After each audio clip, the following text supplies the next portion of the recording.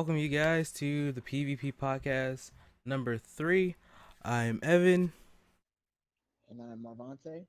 and today's topic will be do indie or early access games with an S devalue AAA games or pretty much games in general. But before we do that, I want to do a quick rundown of games that are coming out in August, or just pretty much anything that's any big events that are coming out in August. So yeah, first is the International Dota Tournament for Dota 2 with a prize pool of 13 million, and it actually is going to be shown on ESPN, which that's a big deal. I mean, since like Call of Duty being in the X Games, it is definitely a good thing to see. Like, I guess the pro, quote unquote, pro gamer, uh, or just competitive gaming actually being acknowledged well enough to be in like on an actual TV network. Also, so for new releases, I'll go through the new releases first, and I'll do the stories. New releases August 4th is Iteran Odyssey Untold 2, the Fafnir Night. I don't know if I said that right. Um, there is also on the 11th, Everybody's Gone to the Rapture, Garfield Kart, Paddington Adventures in London.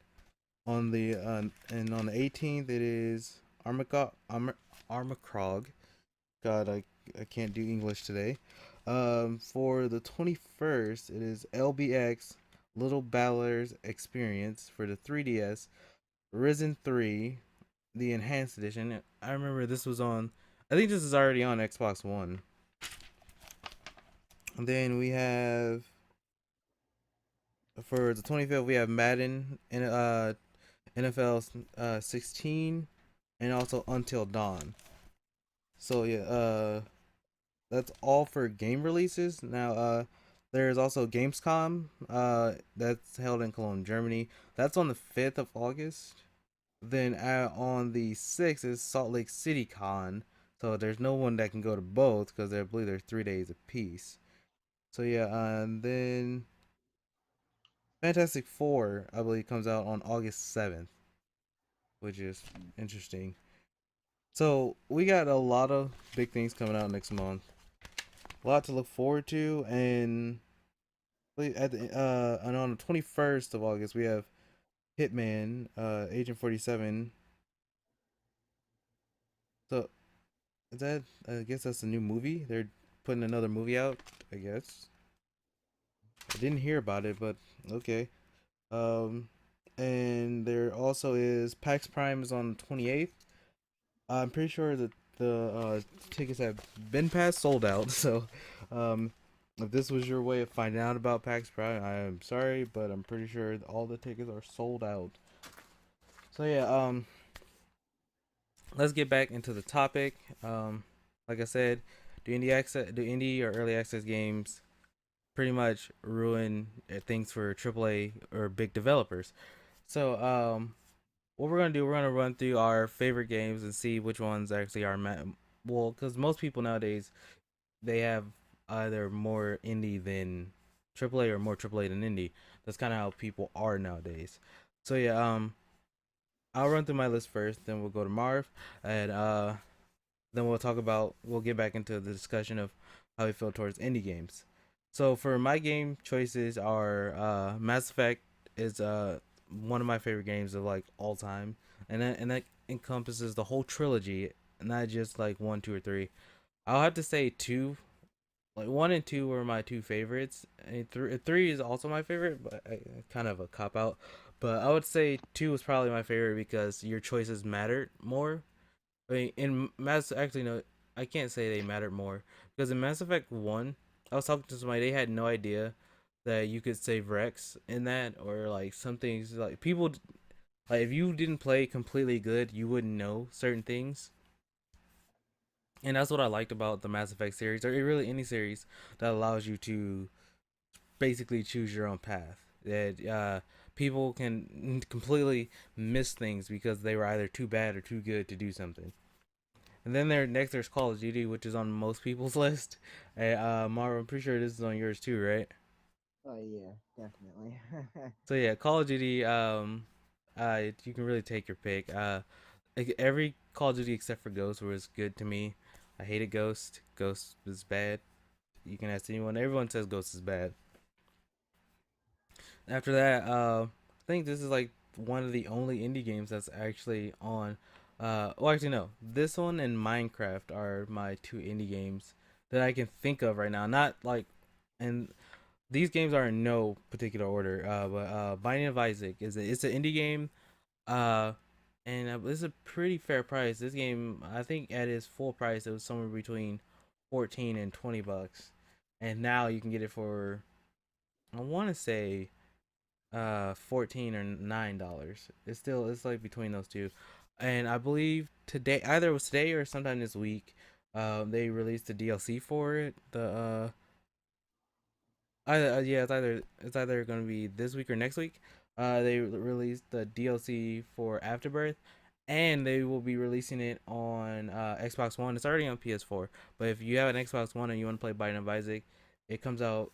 If it hasn't already come out this week, it'll come out next week. And the deal just in time for the new DLC, which is called Afterbirth, which adds a lot more to the game. And I don't know how much it costs or if it's free. I don't think it's free because Binding of Isaac Rebirth did not. I believe it was two separate things. But yeah, but that included. I don't know how it works. I never had to buy DLC for the game. I kind of just I came in late. So yeah, Binding of Isaac. Minecraft is also a favorite of mine. I always play Minecraft to kill time. That's what it has always done for me.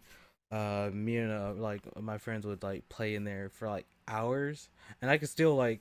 There's like people I know like right now on my friends list that if they were on like, hey, you want to play Minecraft? They're like, sure, no problem. Then also another one of my favorite games is Dark Souls, and that's all of them, or like any Souls related game or any FromSoft game that has to do with Souls. So that's Demon Souls, Dark Souls 1 and 2 and 3. Three's not out yet though, and Bloodborne. So that's 4, 5. That's like 5 games, or yeah, that's 5 games that are encompassed under one thing. So yeah, then there's Battlefield, there's Dead Space. That's every Battlefield, every Dead Space. They're all really good games. I played all of them. Yeah, I played all Battlefield except for the original Battlefield. I played everything from Battlefield 2 up. Um, there is Batman Arkham. Well, I just put Batman Arkham for just for the sake of it, because again, all of them pretty much Arkham in it. So except for Batman Origins, I never played Batman Origins, but all the Arkham games I played the first two. I haven't played the new one yet. I haven't had time to play it because I'm super busy, but I do want to play it. Even though I've seen the all of it, I still play it anyway.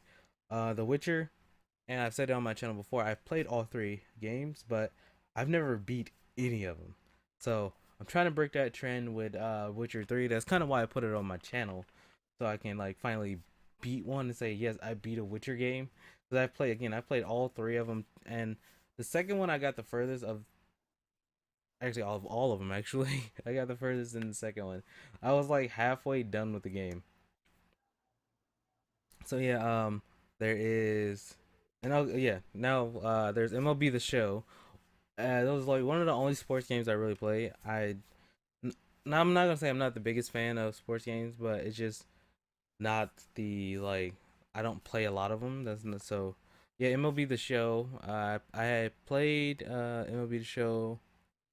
I want to say 2K13, or no, it's not 2K. It's just I play MLB 14 and 13. I have 14 right now too.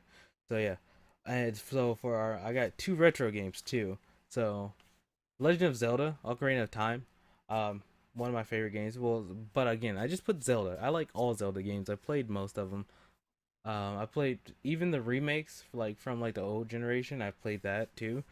And last but not least, not niece. Halo, the any of them, pick one. They're great. Never played two. Again, I said this last week, I believe, on the podcast. Is I should just get the Master Chief Collection and play it, so I can finally get Halo 2 under my belt. So yeah, that's it for my list. What about you, Marv? Um, man, your list is incredible. Super long.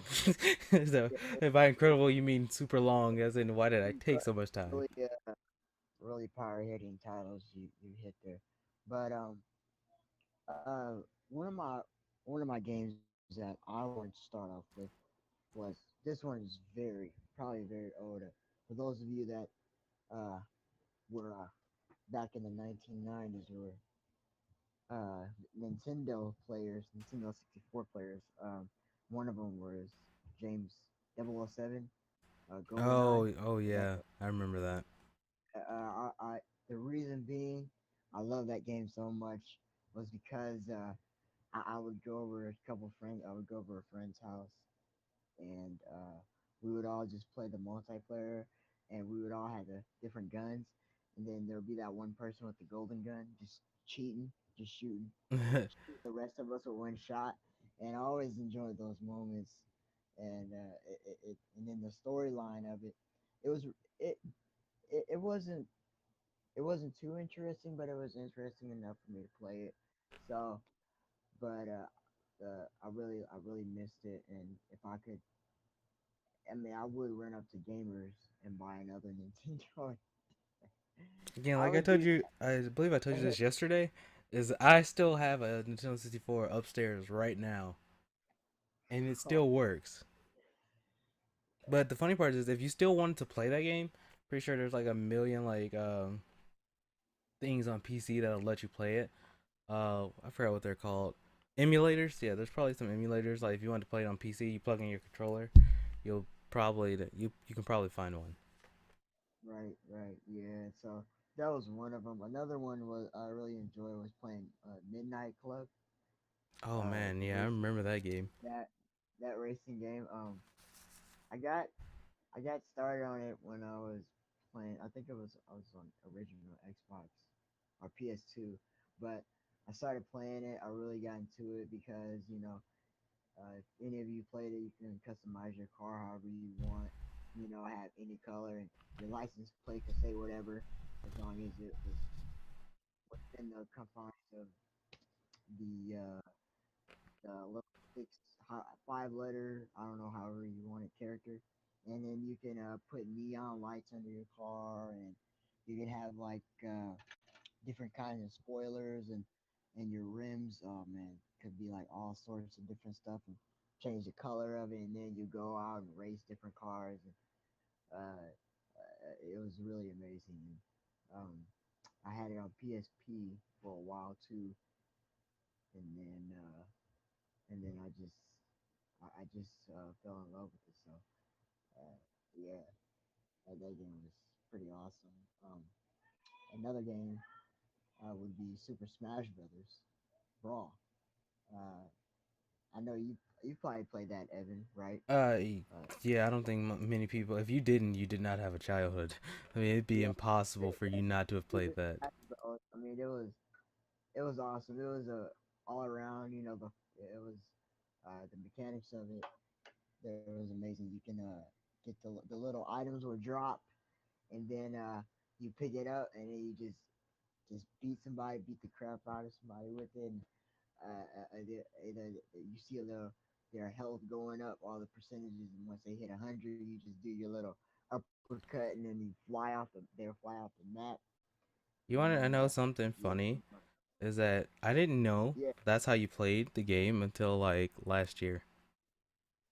I did not know that was the object of really, the game. I kid you not. I didn't find it out until watching somebody play the game. I was like, oh, that's nice. Like, oh, they actually added yeah, I was like, they actually added a reason for people to play the game. Like, I yeah, completely didn't right, know that yeah, at all. I was like, oh, that's nice. I was yeah. like, never knew that existed. The funniest feature on that game was how you could how you could play with different characters from different uh shows like King Koopa. You could play with him. You could play with Kirby. Play with Fox and Star Fox. The Star Fox games. I don't know if you ever played the Star Fox games yet, but Yeah, yeah. I'm old, yeah, remember? Yeah, I've played that. yeah, right. So you can use him, Mario, and then in the later versions of the Smash Bros.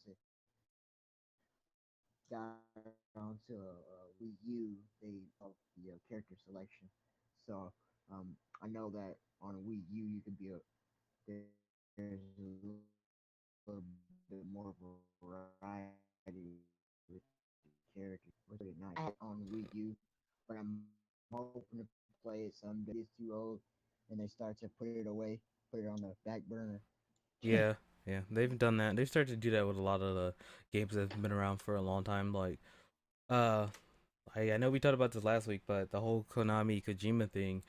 Metal Gear Solid has been like I forgot to put that on my list as one of my favorite like series of all time, and they are getting rid of all. They're like slowly working out like pushing all the old like people who were like part of people's childhoods, and that goes along with the guy from Nintendo who died recently. That area seems like the people of the like pretty much a golden age of gaming are gone now. I mean, not to say there's nothing wrong with the new generation, but like those games are like almost finished now. Right? Yeah, they're starting to get extinct, and they're we're starting to witness that these newer games, these cleaner graphics that are coming out, they're starting to put away the old games, which I mean is understandable. But at one point in time, I would like to, if when I do have a family or have a kid, I would love to show them what we played, back in our days, what we played, and now and compare it to what they're playing and what they will be playing in the future. Yeah, So because now the only thing they have to look back at, like when our kids, our retro games are going to be these, the ones that we play today. Like back, like I'm not sure how long Call of Duty is going to be popular.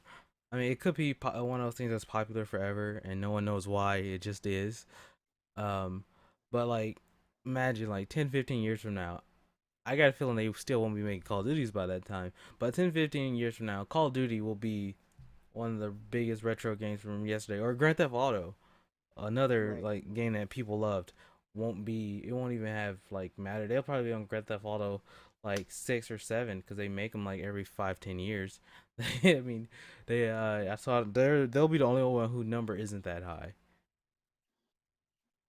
yeah, yeah, that's gonna be sad. Continuing on my list, another one I had was just the whole Mario Party series. I remember when I very first got Mario Party. First one, the very first one on 1999.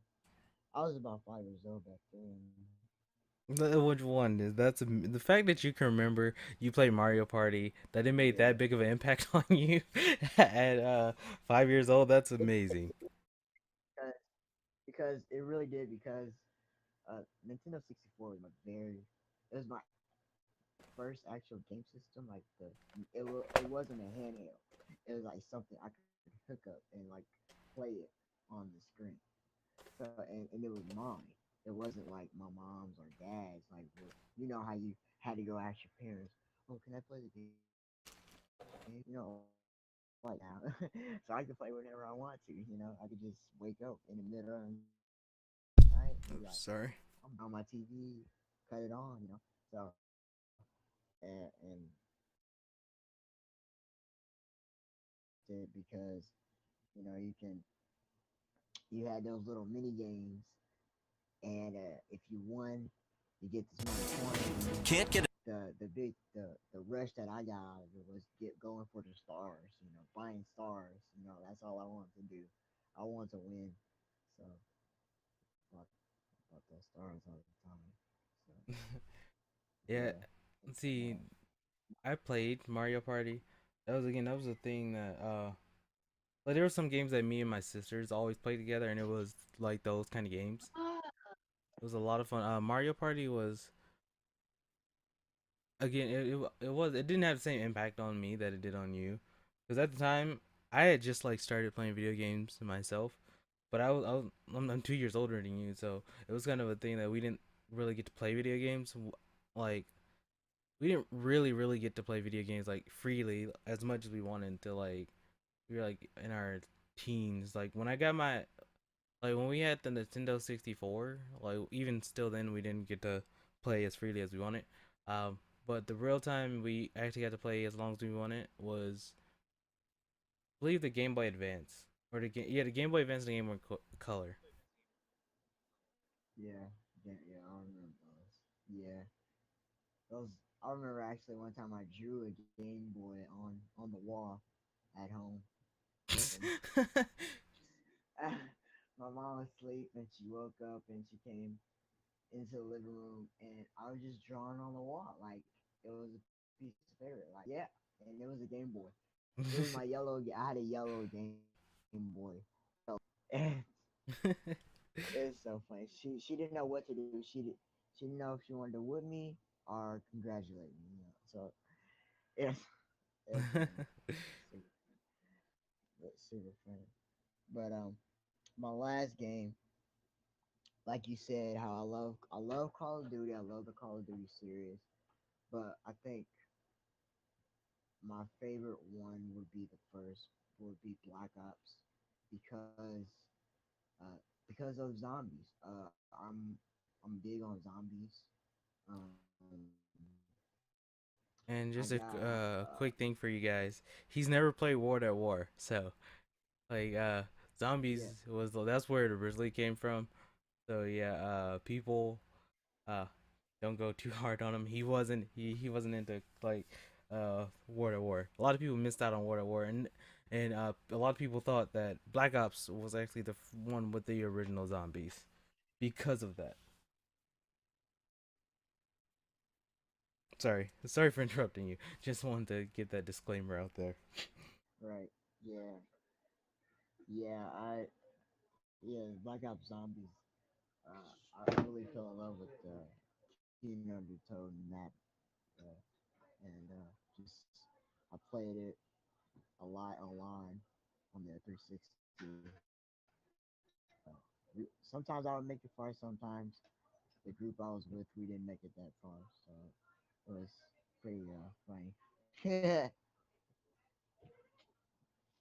The one thing I do want to talk about is because David, we were Yeah, talking yesterday about the list for backwards compatibility and how Black Ops 2 Black Ops 2 and Black Ops 1 are in the top 10. Black Ops 2 currently holding the top spot for it, beating out Red Dead and Skyrim.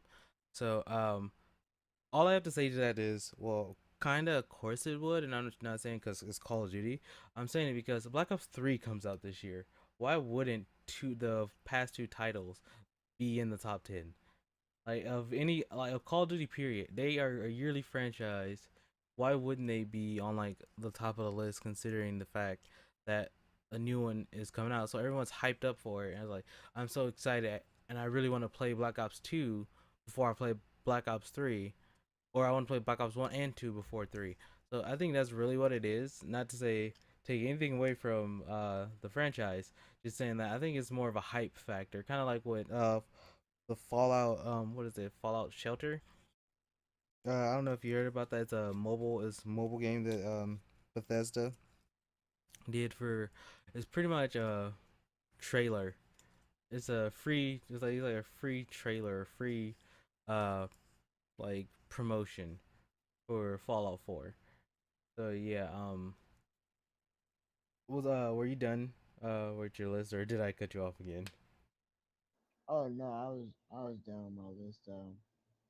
Basically all those games, they really impacted me as a gamer to to really features some of their unique features in their games as far as the other games. I would say Destiny.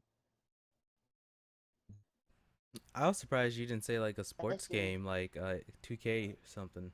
yeah, Yeah, I mean, I thought about saying a sports game, but it it really didn't enjoy me. I really didn't enjoy it that much as these other games because these other games, if they're like four out of like the 4 out of 5 of them that I said were pretty old games. So, I mean, I'm pretty much I have an old school side to me. If Yeah, we if were I could talking about that explain it yesterday, like in about simple like the terms, good old more days when people played with more Pokemon cards and stuff. more. Oh my gosh. Yeah.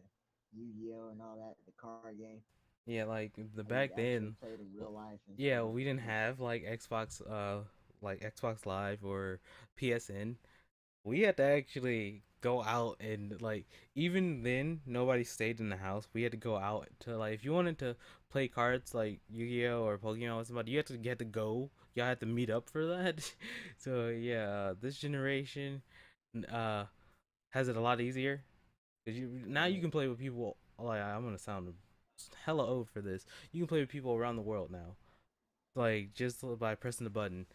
And I think that like stuff like that, like the accessibility is kind of what like not again not to sound like one of those old people or hypocritical. It kind of killed the whole going outside thing. Like when things became super accessible, like if you got to play with people from like home consoles weren't all that great back in the day. So you still were encouraged to go outside. Like you could play a game for like an hour, like okay, that was fun. I'm gonna go outside and do something better. But yeah, it was a lot has like changed since like well the 90s, which is when I actually grew up. Actually, the 90s and the early 2000s, like technology made a big leap forward for gaming in like mid 2000s, like with the Xbox. Well, actually, yeah, the Xbox, the PS2, and the Yes. Really. they changed things and pretty much made people stay inside and play video games. But yeah, to get back onto like the reason why we made a list of our favorite games, because again, it has to do with the topic. The topic was what are like do indie games or early access games hinder the industry?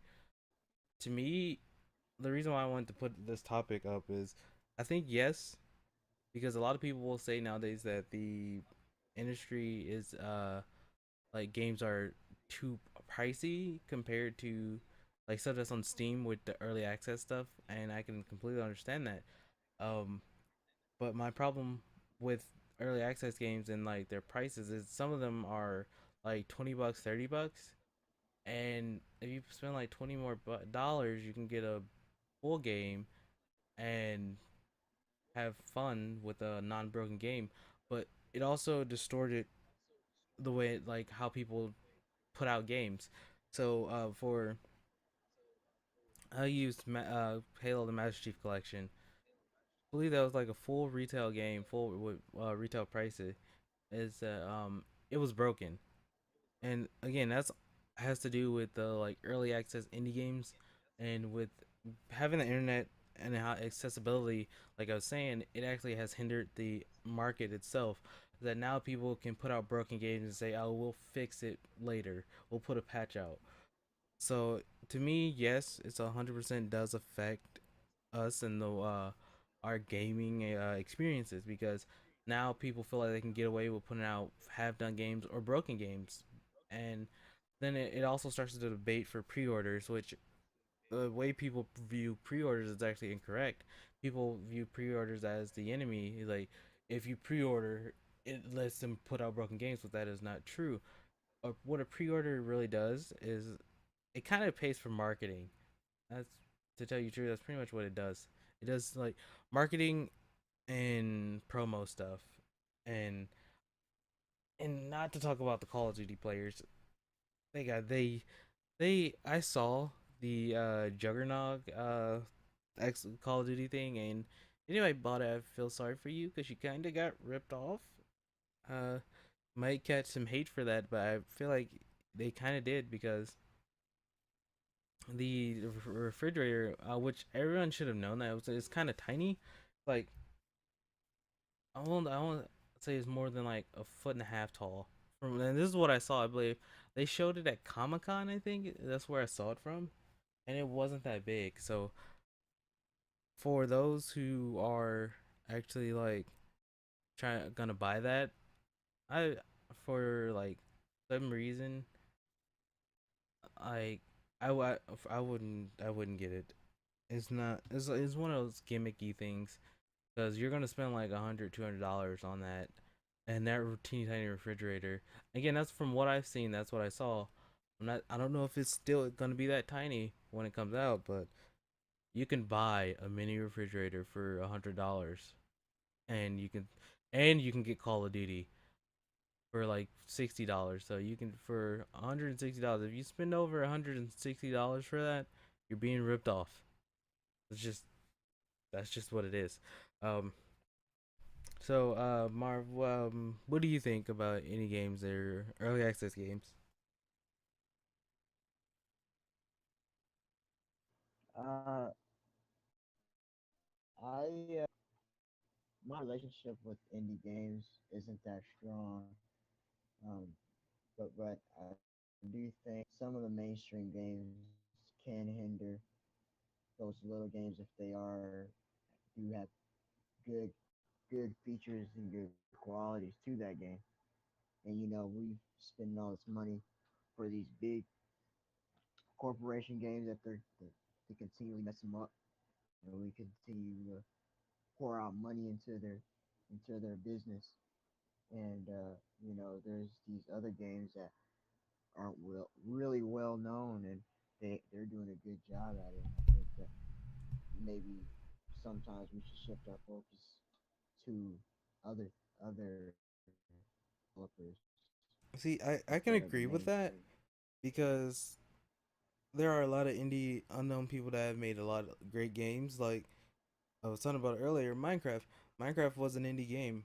Like Minecraft was a PC game, and I would say it was like, I believe Minecraft came out in 2010. If it came out before, then you guys can correct me.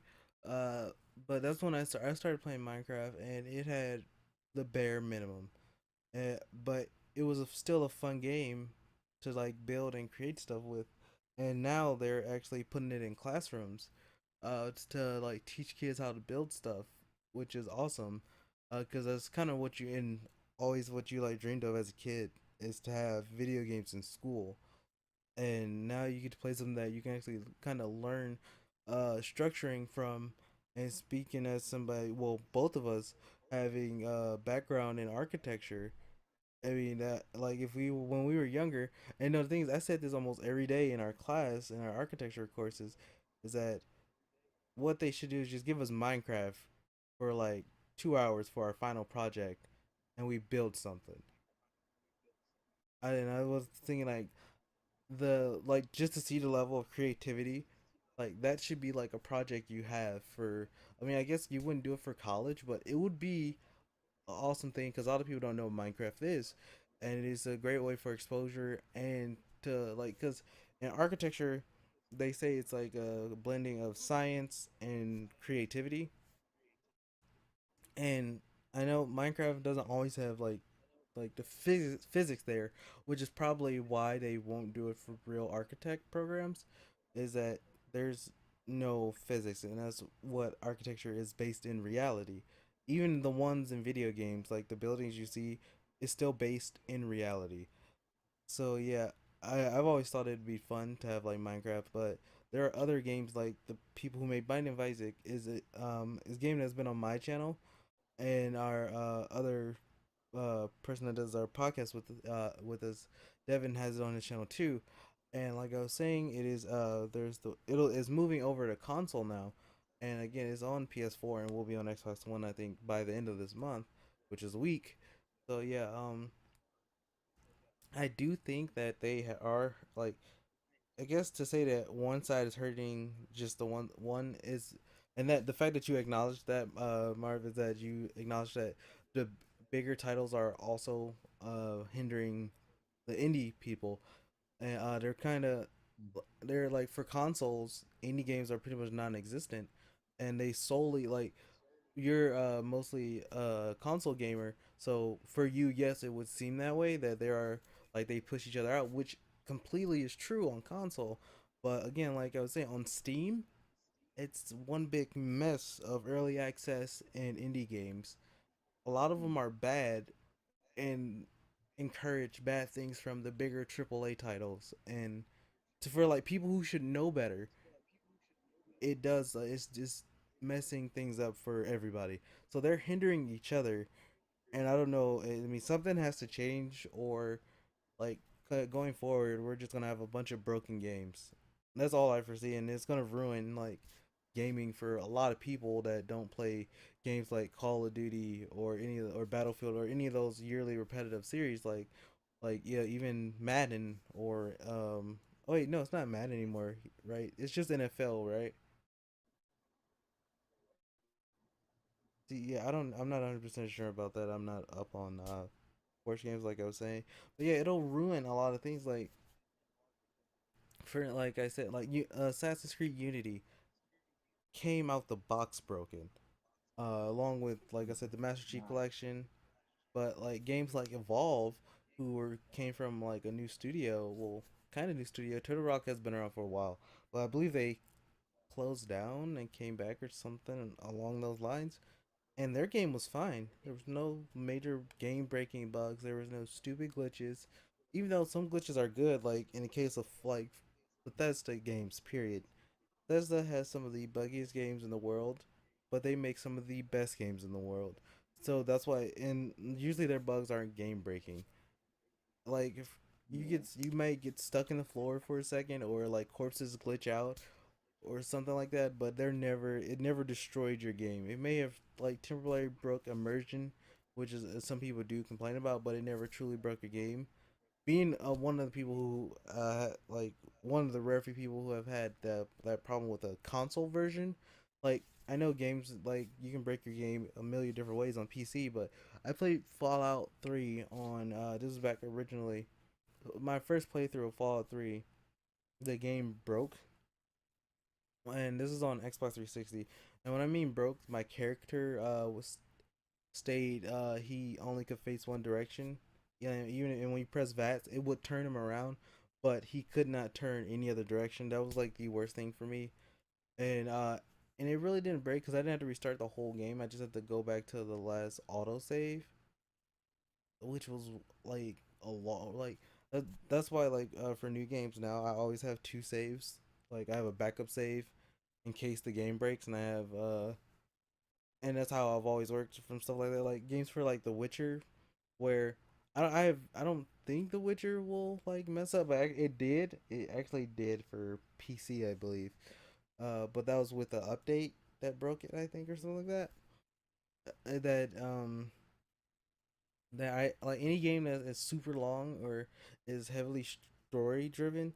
I always have a backup save now because of that fact. Because I hate losing progress, and with games like The Witcher where you die and you load up from your last save, not from anything that doesn't have an autosave feature, you have to absolutely have a backup save or a save before you do anything stupid because it will take you a long way back. So Right. again, we'll be seeing it more. So, sorry, I bumped my mic again. That we'll be seeing it more so in the next year, with the whole Xbox pretty much. Well, Microsoft adding PC games to Xbox now. Like the one of the big games that are out now is called Ark Survival or something like that, and and DayZ. Those games are gonna be coming to Xbox One. These are all still in early access. These are early access games, but they're sharing them with Xbox users. So, and I think that's gonna be like it'll be good at first, but it's gonna be a really bad start. It's gonna be really bad for console games in general. Because when you start putting games that is okay to be not finished or broken, that just sends the wrong message. Because then, even though the companies that should know better, will start saying that like, well, they can put a broken game on there. Why can't we? I think that's what it's gonna start doing for console games. It's just gonna. I mean, there are already broken games on console. It's just gonna make it worse. So yeah, Marv, what do you think? Do you think having like unfinished games on console is a good idea? Like just for like testing purposes? Unfinished games. As Which far by as that unfinished I goes, I mean know. early access is really is better Oh yeah. appropriate thing to call them. Well, what? As long as we're not getting the full. I mean, if they're like officially releasing it, I think it's a bad idea. But if they're doing like a beta, I don't think it's that big of a bad idea because then us playing it, we could they'll like find out, okay, what do we have to fix before we officially release this? It's kind of like a let's get ready, like let's throw it out there for a little bit and then we'll bring it back. It's like a fishing. Like we'll reel it out there, see what's out there, and we'll come back in, see what the problem is, and then we'll put it back out there, and then we'll fix what we didn't, you know, fix in the first place. And then the official, since it's going to be released officially, you won't have to worry about any bugs because because I know people already know people will be complaining about, oh, they should have fixed this. They should have found out what the bugs were before they officially released this to us. Because then they're gonna bring it. What they'll probably do is they'll find out what the bugs are, and then they'll push back the release date, which is gonna make the community upset, the gaming community upset that they pushed it back when they were supposed to release it on that specific date. So I think it's better to give it a go, give it a try, and then reel it back in for fine. Yeah, I agree with that. So Um, I forget it was a game a long time ago that had been pushed back for like years. Or it had been pushed back several times. I can't remember it off the top of my head.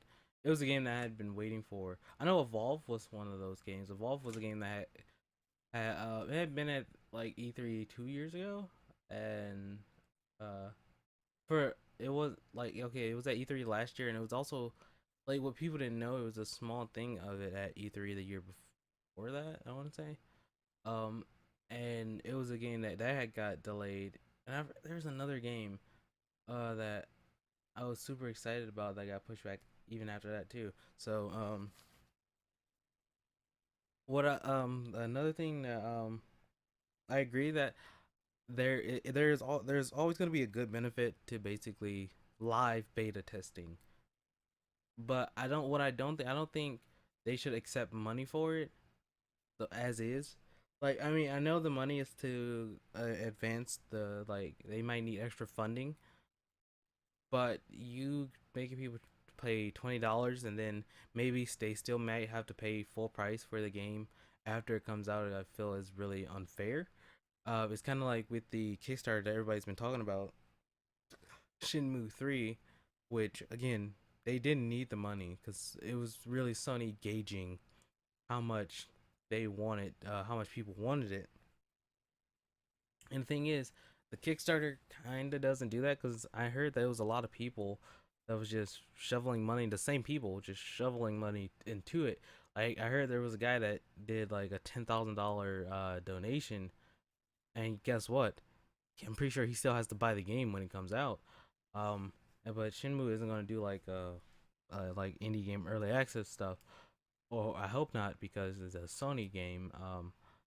But yeah, there's the pros and cons to everything, and I'm more of a pessimist or a cynic, and I view that as a possibly bad thing for console games, and mainly being a console gamer, I don't want like a ton of basically games on consoles, which even though it's already kind of started happening, not probably not intentionally, but it did. Like there's been a lot of broken games from like between last year and this year. There's been a lot of broken games, and so we're like the beta testers for broken games.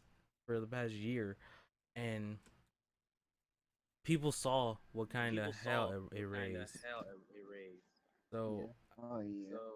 I think what they should do is, like, I guess it being told that this in fact is a beta or this is not the full game. But if you really want this game to come out and support us, then yes, you can pay for it.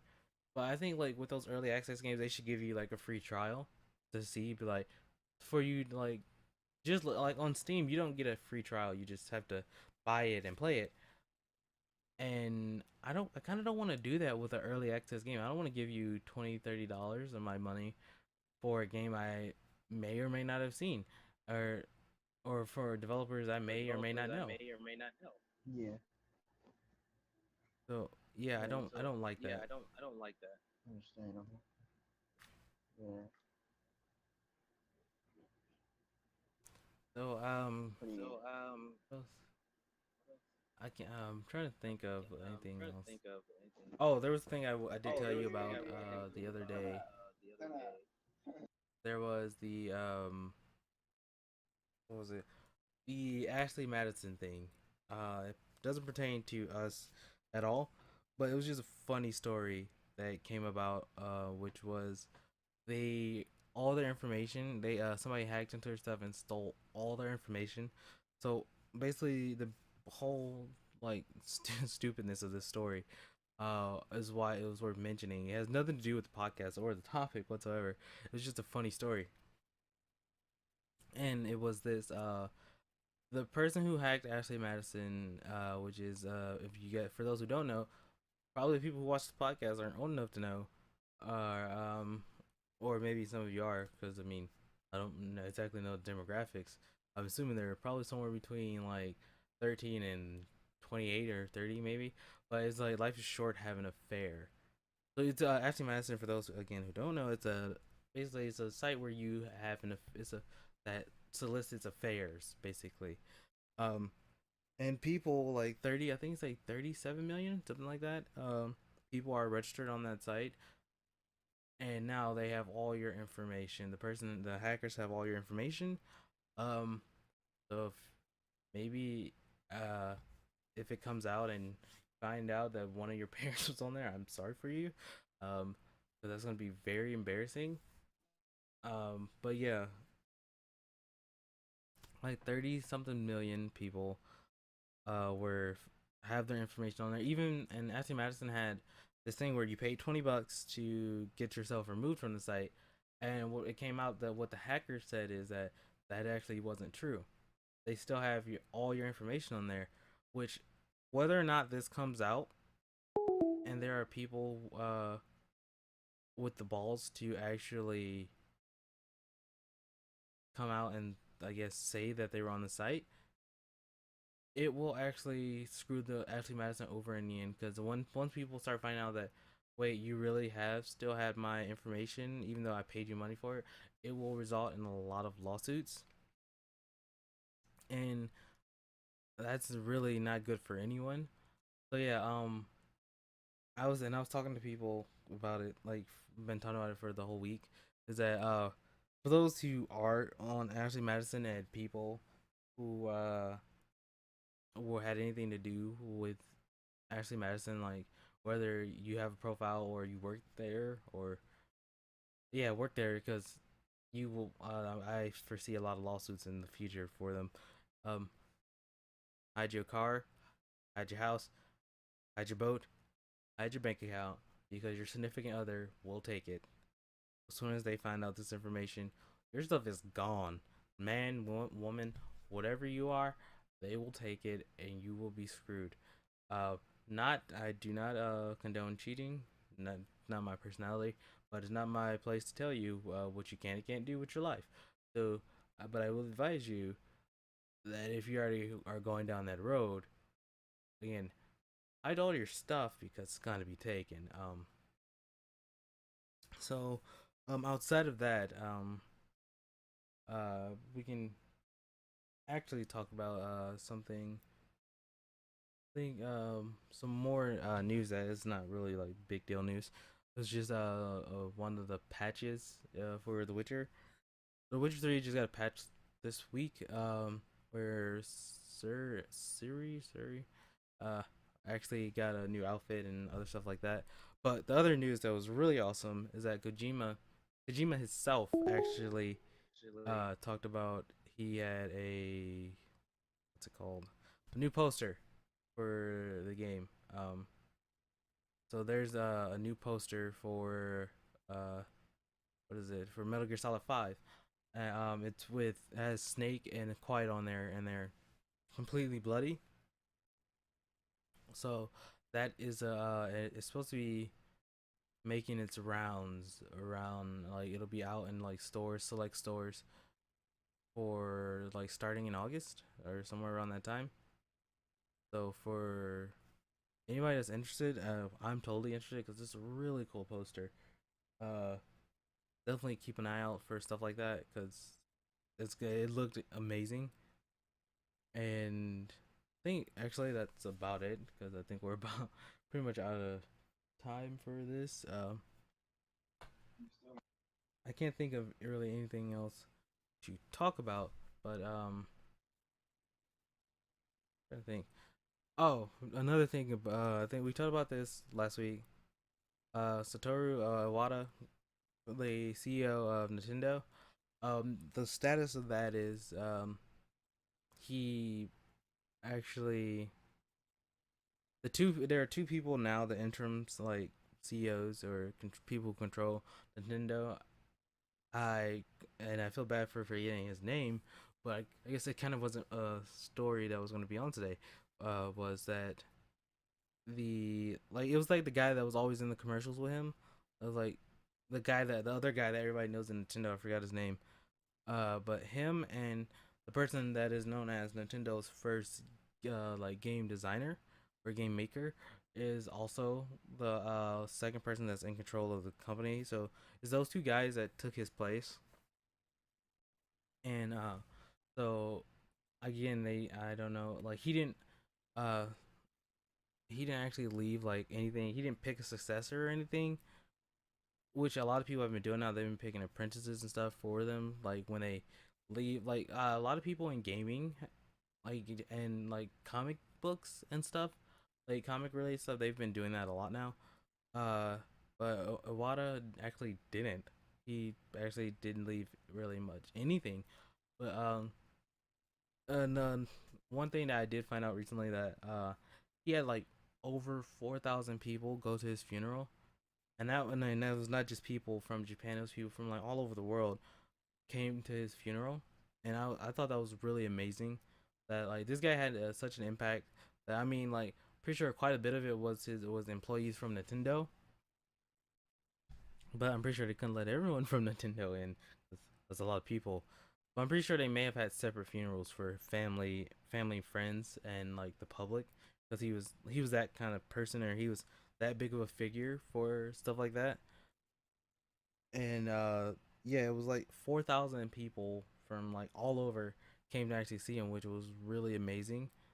And yeah, he died really young. 55 is a really is I mean, even though he was older, that's still too young to die from stuff like that. Like at that age you can never say it's natural causes, which for him it wasn't. It was cancer. It was like not kidney, but like gallbladder, liver, something, because it was in like his ducts, which I believe is gallbladder. So it was like a form of cancer that is what killed him. But again, as I said last time, for last week, uh, I wish his family well, and I wish Nintendo well for moving forward, because and he was such a big person there. He had such a great impact.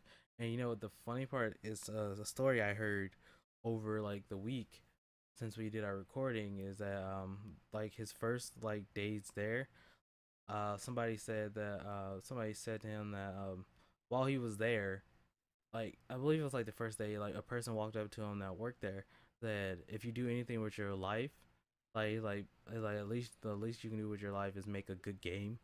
Like before you die, at least make one good game. I'm like, man, that's kind of messed up for like It's just like Japan is that hardcore about like work and stuff that they just straight up said if you don't do none, at least do something with your life. Basically, that's kind of screwed up to say to somebody. So yeah, that's really interesting. Um, and it's kind of messed up. Again, it's kind of messed up for people to talk to somebody like that. But yeah, I'm out of stories for today because again we've covered everything that's coming out in August, and like I said, I'll do another rundown for you guys real quick. Well, for the events in August that I'm pretty sure you guys are looking forward to because I'm looking forward to them. I'm probably watching on Twitch. There's PAX Prime that's on the 28th of August, and there is the International Dota 2 tournament, which is the third. That may or may not be on Twitch. And there's Gamescom and Salt Lake Gaming Con. Those are like the big events for next month. Mm. Nice. Hey, guys. So, um, so yeah. Also, for again, I was telling Marv that I had already picked out for next month what is our next theme, and I would like to hear like your guys' thoughts, both you guys that are in the chat with me and the people who watch the video or the podcast. Is do you think that Disney ruined Marvel movies? To me, I'm gonna say yes, uh, because they use the same formula over and over again, which is basically a trailer of every other movie they set you up for, and it's kind of a slow thing, but we will talk about more of that next week. Any closing thoughts, Marv? Uh, no, not at this moment, but I probably have some for next week. I probably had, yeah, I'll probably have some new things for next week along with the new content. But yeah, just some things to think about was some of the changes that are going on in the game, and some of the things that we are looking forward to or may not look forward to, and then just prepare ourselves for different things to come by with these newer gaming developers and things. So, Oh, okay. All right. So Devin, I was telling, we actually went over our like favorite games. Would you happen to have or know them off like top of your head? Would be your five favorite games like before we go? Oh, uh, I know a few of my favorite games. There's Halo 2, as Super Smash Bros. Melee, and Star Wars Battlefront 2. I completely forgot about that when I did my list. What was one other? There was one other game I really liked. Crap, I forget what it was. I believe you said you like Final Fantasy VII, right?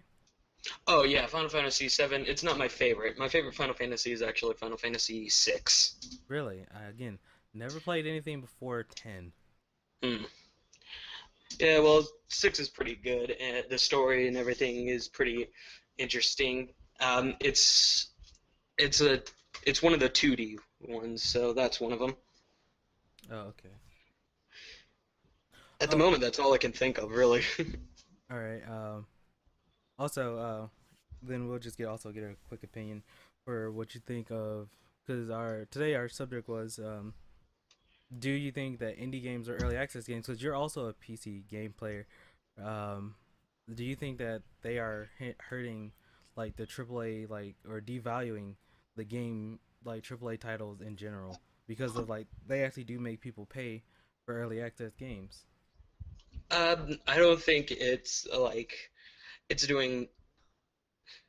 I don't think it's like defacing gaming or whatever. I don't think it's completely bad, but I do believe that um, there were some problems with early access games because, admittedly, they make you pay for them, but like a lot of early access games are like just crap. Admittedly, there can be some good ones, but like there needs to be more like thought into what goes into early access, I guess. Okay. So yeah, that's what that was similar to what we were saying. That I like, even though like people don't, like, I guess, talk about early access games as much, like in a bad kind of way, because again, they're early access and people know that going in, so they're not as super hardcore about it. But the reason why it was like so important to me, or like I brought up the topic, is that people talk about how like Destiny is overpriced, and to them I sort of agree. And like, or like Call of Duty, like games are now overpriced because with the DLC included, some games are costing like like $20. Like if you bought the season pass for Advanced Warfare, you spent like $100 or $110 total. And yeah, for some people that would be like, oh, that's way overvaluing what the game is worth, or like, or maybe it should just come with it. So yeah, that's what I Uh, was saying. That's why I brought it up. yeah, about people saying like all that crap is overpriced. I really do agree because I've always been like stingy on what on like topics like that, on like early access and even stuff like DLC. I've always been like kind of stingy on what I think is worth paying extra for, or like what early access games are worth paying to get early access for. Yeah, and I was telling Marv that a lot of like Microsoft are, they're starting to put like those early access games that are on Steam, like Ark. You have you heard of Ark? Like Ark Survival? Oh yeah, yeah, I Yeah, have. that, and like it's like the zombie game. I forgot I mentioned it earlier. That game, those games are gonna start going into Xbox One. Like when, like, I believe with the whole Windows 10 thing, they're gonna start incorporating like PC games like that they can into like console gaming. And I was saying that I don't think that's really the best for console gamers, because they'll open the floodgates to a ton of broken games, and to stuff that completely console gamers aren't used to, and it may just have a negative effect on like console gaming in general. Yeah, yeah, I can see your point there, but it, only time will tell, really. Yeah, definitely. Also, sorry it was late. No, it's all right. Uh, but it was good that you're here though. That you came back. We were talking about the intro and stuff, but yeah, next week, that was our topic again, is Marvel and Disney, because Disney bought Marvel a while ago, and Oh yeah, I noticed. like their whole properties things, like, like for next week we're talking about, like, do you feel like they ruined it or something like that. Again, I want to hear everybody's thoughts on that. We won't go into depth with it because again, that's for next week. But yeah, I hope you guys did enjoy this podcast, and we will be back next week with that. And also, I apologize for the lateness of the video podcast that put out today, which is Friday. I thought I uploaded it, but I didn't. Apparently, it was set to private. So yeah, definitely we'll be trying to make sure that everything is out when it's supposed to be, because it's supposed to come out Monday. So yeah, I hope you guys enjoyed the podcast. I will see you guys next time. Peace.